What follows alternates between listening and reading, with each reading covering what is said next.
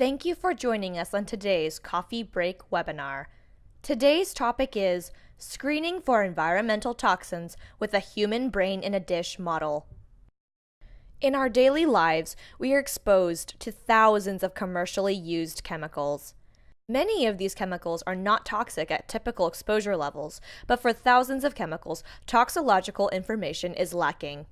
The National Academy of Sciences report on toxicity testing in the 21st century highlighted the need for efficient methods to screen chemicals for their potential to cause toxicity. One such example are insecticides. Pyrethroid-based insecticides are widely used for agricultural, industrial, and residential pest control. Although these compounds have been used for over 50 years in the United States, their use has increased significantly in recent years as a result of usage declines in other classes of insecticides. Pyrethroids disrupt the kinetics of voltage-gated sodium channels in insect and mammalian neurons by prolonging the amount of time the channel is open. This alters neuronal activity and is the basis for the insecticidal and toxicological effects of pyrethroids. Exposure to high doses of pyrethroids in humans can cause hyperexcitability, tremors, involuntary and impaired movements. When screening compounds for the potential to disrupt the nervous system, measuring neural activity is crucial, since many neurotoxins are known to disrupt ion channel and receptor activity. Furthermore, these disruptions to neuronal excitability often precede or occur in the absence of other biochemical or morphological changes to the neuronal cells. Today's presenter, Dr. Lorena Saavedra, is a principal scientist at NeuCyte. She will discuss how measuring drug-induced changes to the spontaneous firing activity of human stem cell-derived neural cells in MEA assays help detect potentially harmful neurological side effects of compounds such as pyrethroid insecticides. Dr. Saavedra is a neuroscientist by training. She completed her doctoral studies at the University of Puerto Rico, where she focused on deciphering several of the molecular aspects of learning and memory. Afterwards, she continued to do a postdoctoral fellowship at Tufts University. Here, she studied the molecular and behavioral aspects of stress-related anxiety disorders. She currently is a principal scientist at NeuCyte, where she has been developing human neural in vitro cell-based models for studying genetic-based neurological disorders and chemical-induced neurotoxicity testing. Thank you for the great intro, Melissa. As mentioned earlier, I will be discussing the neurotoxicity assessment of chemicals using IPSC-derived neural cultures. The brain is the most complex organ of the body, with 100 billion neurons with different features being functionally integrated and organized in circuits and topological structures. A disturbance of the neuronal crosstalk in mature networks can have severe effects on individuals, including cognitive impairment and seizures. NeuCyte has developed an iPS cell-based human neural in vitro platform that reduces the complexity of the human brain while maintaining essential features of neuronal network activity. NeuCyte's SynFire neural cells are based on a direct conversion technology which allows for separately producing pure populations of different neuronal cell types. These can be individually cryopreserved as a modular system for plating at custom numbers and ratios. For this presentation, we will focus on a defined neural culture consisting of 70% excitatory glutamatergic neurons, 30% inhibitory GABAergic neurons, and primary human astroglial cells. SynFire-based neural cultures have been highly characterized. They exhibit complex morphologies and express the correct neuronal markers. They also possess the intrinsic electrophysiological properties and synaptic competence expected from mature neurons, such as fast action potential spikes, spontaneous activity, and functional excitatory and inhibitory synapses. This was assessed by conventional patch clamping, which traditionally focuses on one cell at a time. A way of overcoming this single-cell analysis limitation and assessing neuronal activity in a quantitative and medium throughput manner is Axion's multi-electrode array MEAs platform. Here, neurons are plated on an electrode grid that measures local field potentials and derives multiple parameters to describe the electrical activity of the cell population. This technology is particularly suited for studying effects on network activity, which can be regarded as a manner of evaluating multiple neuronal key features.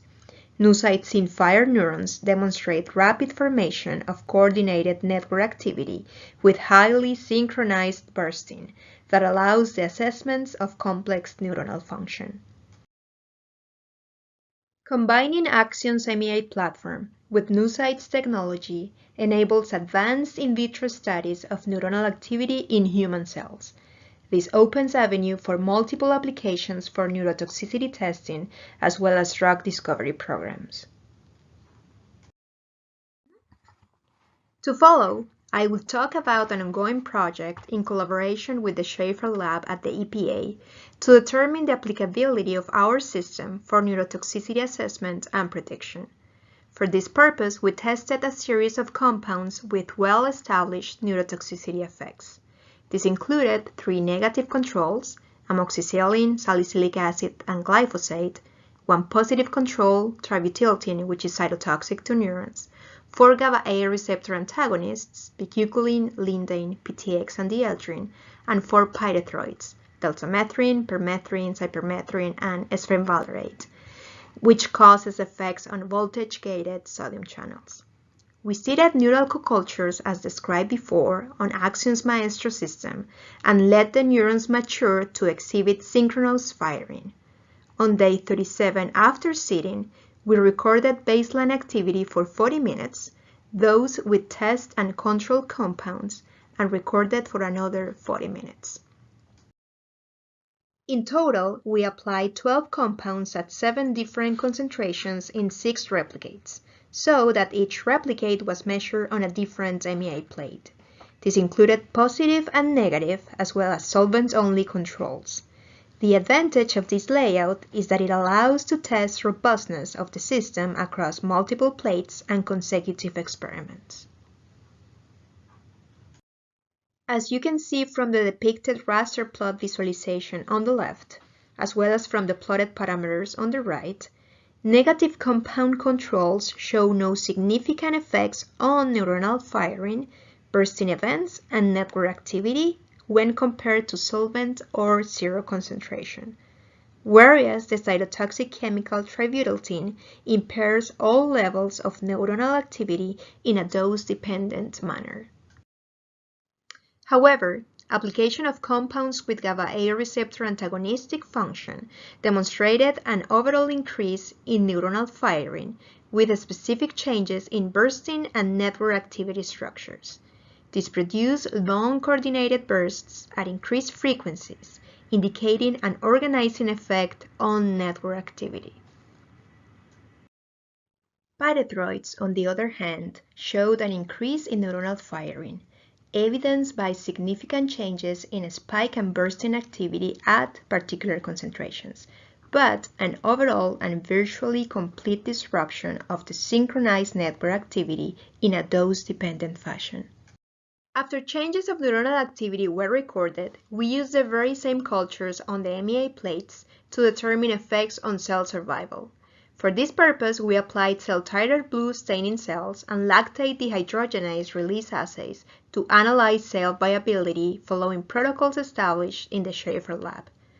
Despite the drastic effects on neuronal activity seen in both GABAa blocker and pyrethroid dosing, cell viability was not affected even at high compound concentration. In contrast, the positive cytotoxic control tributyltin showed a dose-dependent decrease in cell survival. This system therefore represents a powerful tool to identify specific neuroactive effects in human neurons. To summarize, in this presentation we showed that NeuCyte SynFire neurons serve as a defined in vitro system to study electrophysiology in a pure human cell context. The capacity of SynFire neurons to form highly synchronized network activity, combined with Axion's MEA technology, provides a useful platform for versatile studies of neuronal function.